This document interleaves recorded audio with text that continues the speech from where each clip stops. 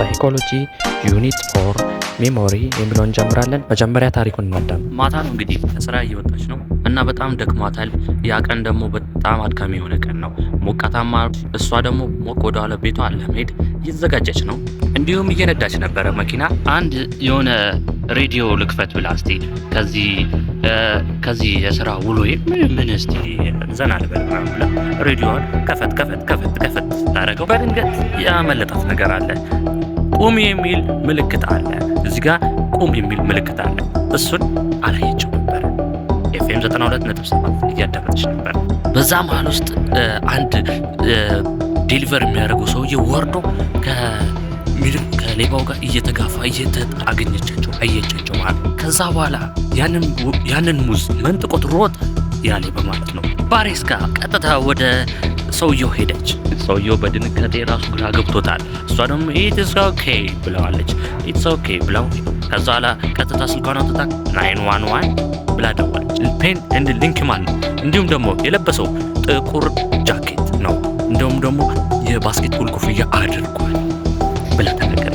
ያንን መረጃ ለፖሊሶች ሰጥታ ቀጥታ ወደ ቤቷን ሄደችው። ሰውየውንም አረጋግታ ኢትስ ኦኬ ብላ ሄዳች። ገርም ነው። ይሄ ደግሞ እንዳጋጣሚ እጅ ከፍንጅ ይዘውት ነበረ እሷ እንደገለጸችው አንጻር።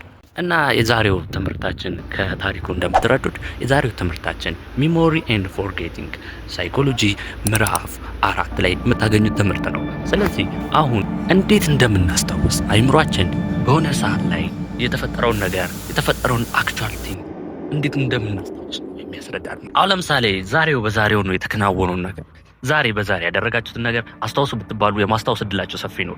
ዛሬ ያደረጋችሁትን የሚቀጥለው ዓመት ላይ ተናገሩ ብትባሉ ግን ይህንን የመናገር እድላችሁ አነስተኛ ነው። ይህ ደግሞ ምን ይባላል? ፎርጌቲንግ። በአሁን ያደረጋችሁትን ነገር ደግሞ አስታውሱኝ ብትባሉ ግን አትረሱ። ይህ ምን ይባላል? ሜሞራይዚንግ። በደንብ አድርጋችሁ ያዙ። ባርኔሻ በዛ ሰዓት ካደረገቻቸው ነገሮች ውስጥ ሴንሰሪ ሚሞሪ የሚባል ነገር አለ። ሴንሰሪ ሚሞሪ፣ ወርኪንግ ኦር ሾርት ተርም ሚሞሪ እና ሚሞሪ ስቶሬጅ ምንላቸው ነገር አለ። ሾርት ተርም ማነው ሴንሰሪ ሚሞሪ ተብሎ የሚጠራው አለ። ሶስት ክፍሎች አሉ። ኤክስተርናል ኢቨንትስ ይባላሉ። ምንድናቸው እነዚህ? ፓርትስ ኦፍ ዘ ሚሞሪ በሶስት መንገዶችን እናያለን። ግን እነዚህ የምናያቸው መንገዶች አሉ ራሽናልስ ብለን የምንጠራቸው። እነዚህ ሶስት ወሳኞች ነገሮች ናቸው። ካፓሲቲ የምንላቸው አሉ። ከካፓሲቲ ቀጥሎ ደግሞ ዱሬሽን የምንላቸው አሉ። ሌላ ከዛ በኋላ ኮንተንት። እነዚህ ሶስት ነገሮች ወሳኞች ናቸው። እነዚህ የጊዜ ድግግሞች ሊሆን ይችላል። የመያዝ አቅማችን ለምሳሌ በስልካችን ስንት ሚሞሪ መያዝ ይችላል፣ ለምሳሌ ስንት ጂቢ መያዝ ይችላል፣ ስንት ሜጋባይት መያዝ ይችላል ተብሎ ልንጠይቅ ይችላል። ያ ምን ይባላል? ካፓሲቲ ይባላል። አቅም። በአይምሮአችንም የሆንን ነገር ለመያዝ ወይም ደግሞ ሚሞራይዝ ለማድረግ የሚያስፈልገው ነገር ቢኖር ካፓሲቲ ነው። ሁለተኛ ዱሬሽን፣ በምን ያህል ሰዓታት ከናውኗል የሚለውን በደንብ አይምሮአችን ለመያዝ ያመቸዋል። በጣም በአጭር ሰዓት ውስጥ የሚያዝ ከሆነ ኢትስ ኮልድ ሴንሰሪ ሜሞሪ። በትንሽዬ ሰከንዶች ውስጥ ፍራክሽን ኦፍ ሰከንድስ ተብሎ የሚጠሩ አሉ። አሁን ለምሳሌ እናንተ ይህንን የዩቲዩብ ቪዲዮ እያያችሁ በፍራክሽን ሰከንድ ውስጥ የዩቲዩብ ቪዲዮ ኖቲፊኬሽን ቢገባላችሁ ይህ ምን ይባላል? ሴንሰሪ ሜሞሪ። አይታችሁታል። ከዚህ በኋላ ግን ብትጠየቁ ልትመልሱ ትችላላችሁ። ከሆነ ጊዜ በኋላ ግን ገብቶላችኋል አልገባላችሁም ብትባሉ ግን የመመለስ እድላችሁ አነስተኛ ነው። ወርኪንግ ኦር ሾርት ተርም ብለን እንጠራዋለን። በአጭር ጊዜ ውስጥ የሚወሰን ነው። ይህም በሰከንዶች ውስጥ የሚቆጠረው ግን ከሴንሰሪ ሜሞሪ ትንሽ ከፍ ይላል ሰዓቱ፣ ዱሬሽኑ።